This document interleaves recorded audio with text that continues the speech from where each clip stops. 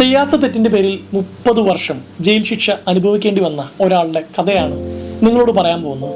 ഈ കഥയ്ക്കൊടുവിൽ കുറെ കൂടി പിടിച്ചു നിൽക്കാനുള്ള എന്തെങ്കിലും നിങ്ങൾക്ക് കിട്ടുമെന്ന് പ്രതീക്ഷിക്കുന്നു. ദി സൺ ഡസ് ഷൈൻ എന്നാണ് ആ പുസ്തകത്തിൻ്റെ പേര്.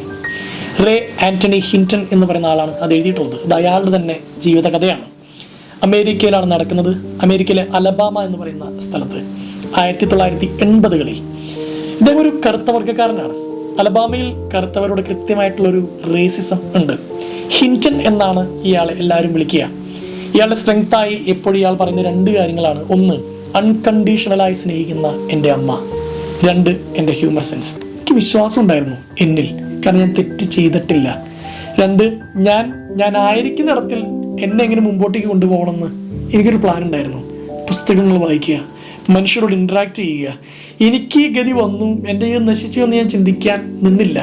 അങ്ങനെ പിടിച്ചു നിന്നതുകൊണ്ട് ഒടുവിൽ നീതി കിട്ടിയപ്പോൾ ഞാൻ കുറെ കൂടി ഭേദപ്പെട്ട മനുഷ്യനായി പുറത്തേക്ക് ഇറങ്ങി എന്നുള്ളതാണ്.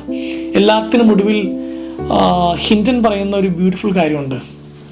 ഹിൻറ്റൺ പറഞ്ഞ ഇതാണ്: ഈ 30 വർഷക്കാലവും എല്ലാ ആഴ്ചയും എന്നെ കാണാൻ വന്ന എൻ്റെ ബെസ്റ്റ് ഫ്രണ്ട് ലെസ്റ്റർ, അവനോട് ഞാൻ കടപ്പെട്ടിരിക്കുന്നു.